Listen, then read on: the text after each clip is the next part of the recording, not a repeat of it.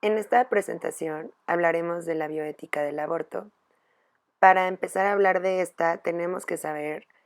que en América Latina la bioética está fuertemente influida por creencias religiosas, y esto resulta en la regulación más restrictiva del orbe de la salud sexual y reproductiva y muy señaladamente en el aborto. Para empezar tenemos que saber que el aborto es un tema de salud pública y también es un tema de derechos humanos, como de justicia social, también de avance del conocimiento científico y del desarrollo de nuevos fármacos y biotecnologías. También es de impacto sobre personas y sociedades y de posiciones contrastadas en el ámbito global. El debate sobre el aborto en el ámbito de la bioética se encuentra empantanado desde hace ya largo tiempo, ya que hay personas quien dicen que o le adjudican al cigoto un supuesto derecho absoluto de la vida desde que se hace la concepción o la implantación de este feto o embrión hasta la muerte natural. Y hay otras personas quienes confieren a la mujer un supuesto derecho absoluto a decidir sobre su cuerpo. Ambos lemas efectistas que simplifican una problemática compleja con implicaciones graves para la salud individual y social. En el ámbito del derecho y en términos de un choque de absolutos, el debate sobre el aborto es un falso debate, ya que apelar a los derechos absolutos resulta improcedente pues, en el ámbito de derecho, ya que todo derecho encuentra su límite en el derecho de terceros. Y ante derechos en conflictos, lo que procede es la ponderación. Y tampoco es válida la tesis de que el derecho a la vida es primero y superior de todos los derechos humanos, porque ningún derecho humano tiene ni puede tener preeminencia sobre ningún otro. Y esto por naturaleza no son indivisibles, interdependientes, complementarios y no jerarquizables. Debido a todo el debate que había en el debate del aborto que había en el ámbito de derecho, la propuesta gradualista liberó el debate sobre aborto del estancamiento en el que se encontraba y en la actualidad rige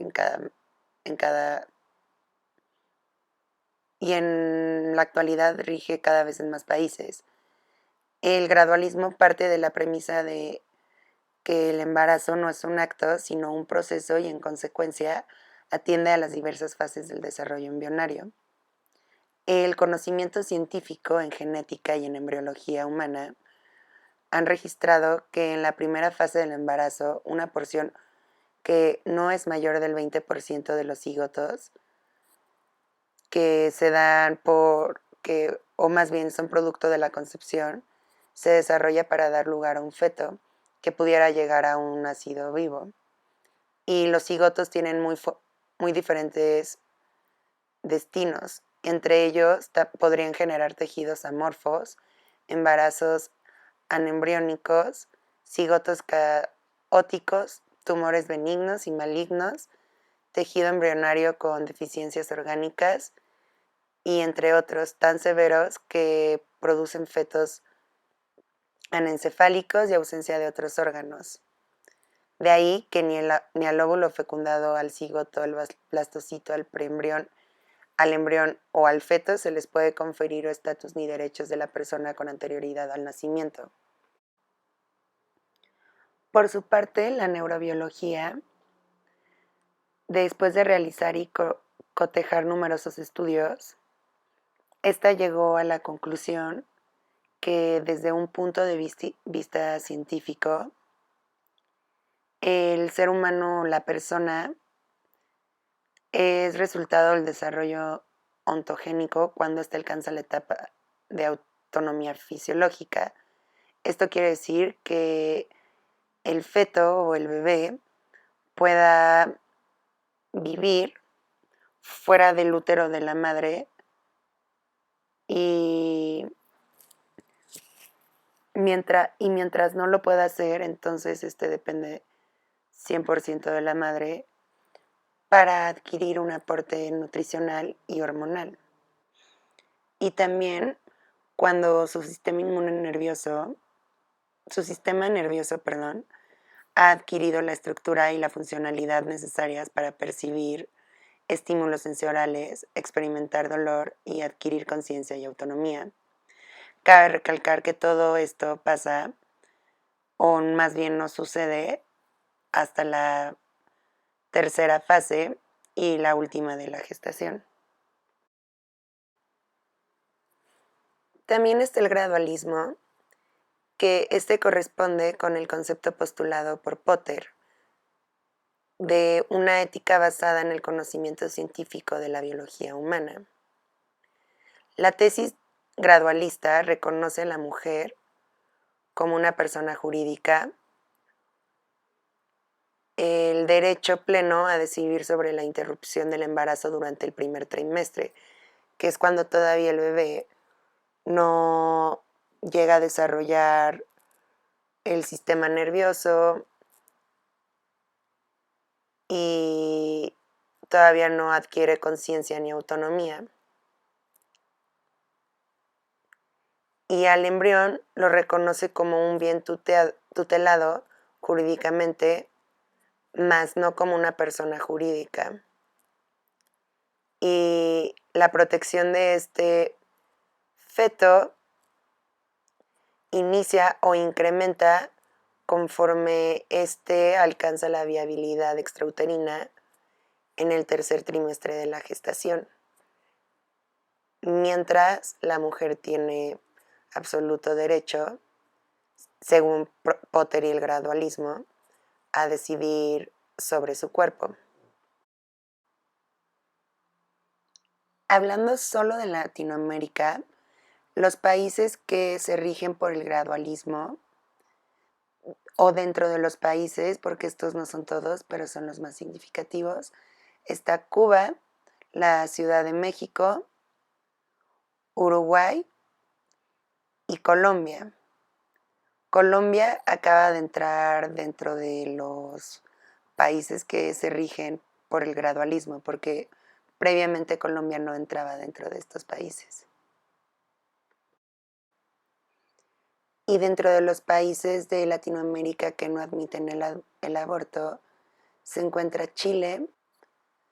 El Salvador y Nicaragua.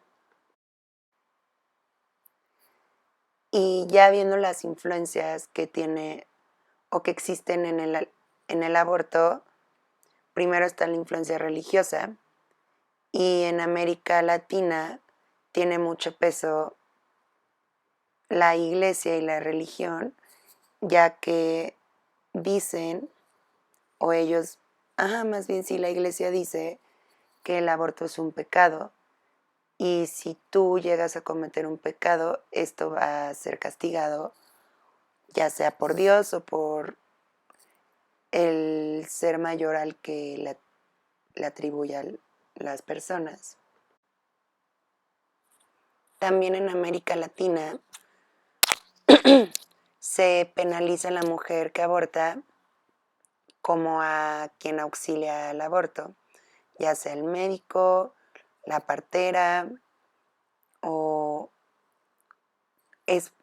muy común que, como en la mayoría de las ciudades y países de Latinoamérica todavía no están legalizados los abortos, las mujeres tienden a hacerse autoabortos con instrumentos que ellas llegan a encontrar pues en su casa, ya sea ganchos, pinzas, introduciéndose artefactos para lograr sacar al feto, ya que no pueden acudir a un centro de salud o a un hospital legalmente porque no está legalizado aún en todas las ciudades y en todos los países de América Latina. Esto es un problema grande, ya que esto aumenta la incidencia de muerte materna o riesgos de muerte materna o infecciones, ya sea vaginales o causadas por los artefactos que utilicen para hacer el aborto. Y esto es una prueba muy eficiente para ver que al negar o prohibir el aborto no se reducen las cifras de aborto, sino que simplemente aumenta el riesgo de la mujer o para la mujer y el bebé. Otras de las influencias reconocibles para el aborto es la económica, ya que se ha visto que en países o en ciudades donde la economía es pobre, la gente tiende a estar o a tener esta falta de una falta de información acerca de cómo cuidarse, cómo evitar embarazarse. Y entonces la gente no tiene esta información y al no tenerla no tiene esos cuidados y esas prevenciones y muchas veces viven en un mundo machista donde ellas no tienen control ni decisión sobre su cuerpo, ni cuándo tener relaciones, ni con quién, ni cómo. Entonces, pues obviamente no usan preservativos, quedan embarazadas y por la situación, depende de la situación, ya sea económica, personal, amorosa o la que sea, no pueden tener al feto, pero al no ser legal, entonces van con personas que no tienen la experiencia y no tienen los materiales necesarios a que las auxilien a abortar a ese feto y esto representa un riesgo muy grande para la madre. También, ya como conclusión hacia todo el tema, pues la conclusión a la que llegué es que, para empezar, el sistema de salud del gobierno de los países debería de dar más pláticas acerca, informar más a las personas, tanto mujeres como hombres, de cómo cuidarse ante relaciones sexuales, cómo evitar quedar embarazada, métodos anticonceptivos, ya sea orales, ya sean físicos o entre otros, hormonales y sobre todo dar información de qué hacer en caso de quedar embarazada y no querer quedar embarazada. Dar información sobre centros de salud donde sí se permite realizar el aborto o informar bien a la paciente y a a las mujeres, tanto como hombres, desde edades muy tempranas. Y recalcar que el mejor método de anticonceptivo es la abstinencia. En un estudio que se realizó de 1995 a 2008, este demostró la relación entre ambas variables y se vio que a mayor restricción para interrupción del embarazo, más elevada fue la proporción de abortos que se realizaron en condiciones de riesgo. Y por su parte, los países en que rige una normatividad gradualista registran una menor proporción de aborto en condiciones de riesgo. Y esto, como ya habíamos dicho, incide asimismo en menores tasas de morbilidad y mortalidad materna. Y como última conclusión, en todo el mundo, pero sobre todo en América Latina, deberíamos de concientizar a la gente y a disminuir el abuso sexual o la violencia sexual contra las niñas, jóvenes y contra todas las mujeres. Una de las soluciones podría ser a través de campañas, pero también podría ser mediante la aplicación de penas efectivas contra los violadores. También se debería de concientizar y hablar de que ya existe una vacuna anticonceptiva para los hombres. Esta tiene una duración de 10 años y es reversible en el momento que tú quieras tener hijos. Así también podría, si si el gobierno diera el dinero necesario para suministrar esa vacuna a todos los hombres con un inicio de vida reproductiva gratuitamente, el índice de abortos bajaría muchísimo.